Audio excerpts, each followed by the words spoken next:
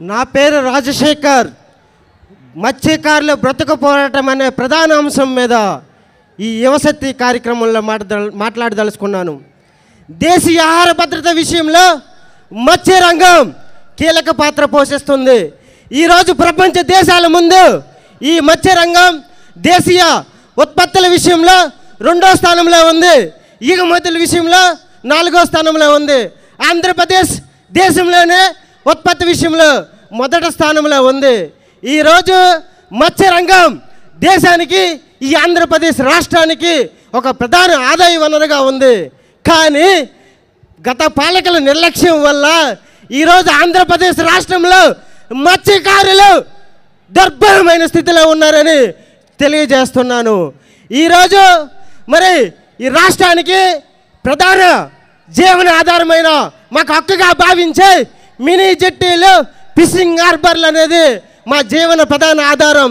ఈరోజు సుమారుగా 7 సంవత్సరాల నుంచి నాది బుడగొట్లపాలెం.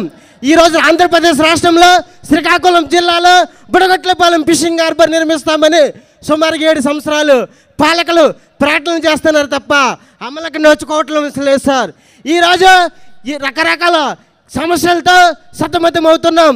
కానీ తమిళనాడు రాష్ట్రం చూసుకుంటే 1500 కోట్ల రూపాయలు వార్షిక బడ్జెట్ కేటాయిస్తుంది. కానీ ఆంధ్రప్రదేశ్ రాష్ట్రంలో నిజంగా మత్స్యకారులకి కేవలం 337 కోట్లు మాత్రమే వార్షిక బడ్జెట్ కేటాయిస్తుంది.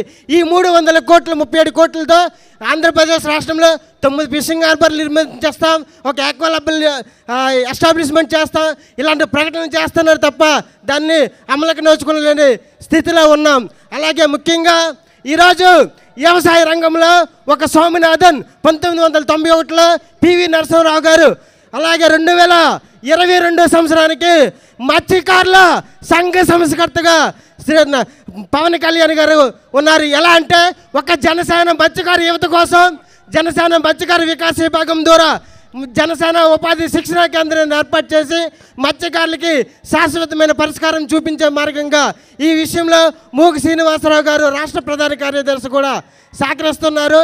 ఈ విషయాన్ని అవకాశం కల్పించినందుకు మత్స్యకారుల తరపున అందరికి కూడా జనసేన పార్టీకి ప్రత్యేక కృతజ్ఞతలు తెలియజేసుకుంటున్నాం. Thank you.